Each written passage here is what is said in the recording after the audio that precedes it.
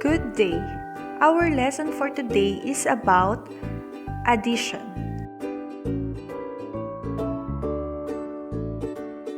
What is addition?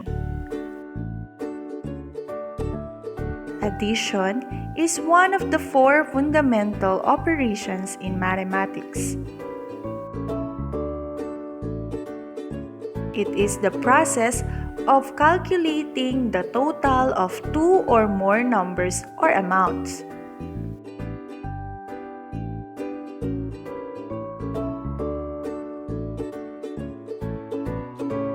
This is an addition sentence. An addition sentence is made up of addends, which are the numbers to be added, the plus sign or addition sign, and the sum, which is the total of the added numbers.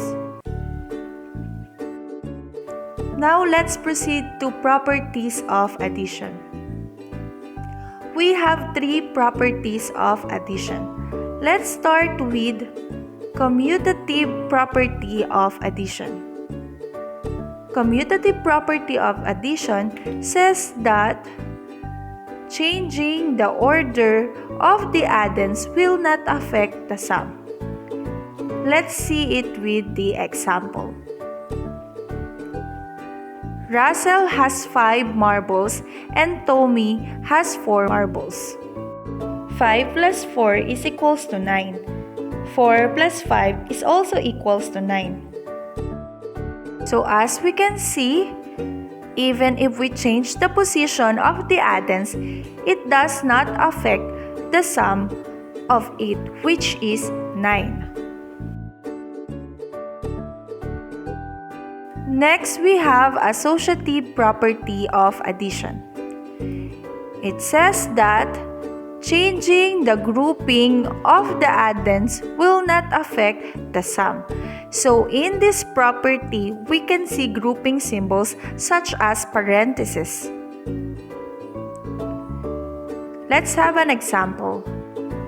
Russell brought 5 marbles, Tommy brought 4 marbles, but Tommy has 2 more marbles at home. So, let's write it in an addition sentence. 5 plus 4 plus 2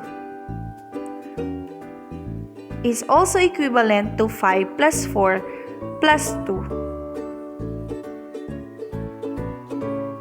4 plus 2 is equals to 6, while 5 plus 4 is equals to 9.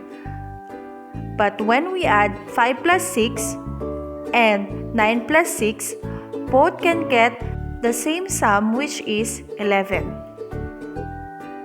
So that is associative property of addition.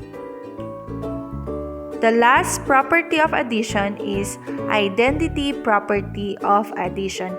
In this property of addition, it says that when 0 is added to any number, the sum or the answer is still the number itself. Let's see. Russell has 5 marbles while John has none. Let's write it in an addition sentence. It will be 5 plus 0 or 0 plus 5, which is also equals to 5. That is identity property of addition. Now let's do some exercises. Try to identify whether each addition sentence shows commutative, associative, or identity property of addition. Are you ready? Let's start.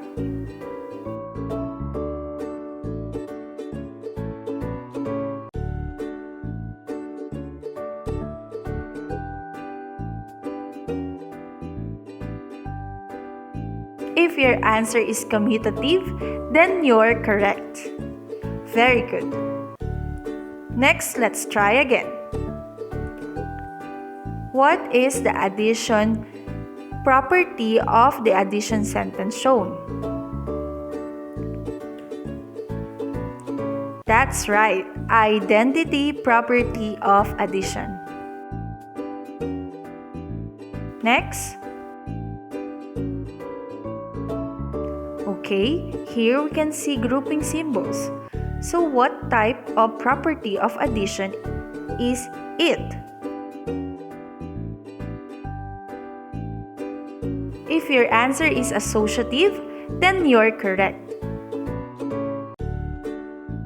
Let's review. An addition sentence is composed of addends, or the numbers to be added, the plus sign or the addition sign, and the sum, which is the total of the numbers added. And there are three properties of addition. Number 1 is commutative property of addition. Number 2 is associative property of addition. And number 3 is identity property of addition. So that's it. Now it's your time to practice. Have fun! Thank you and God bless.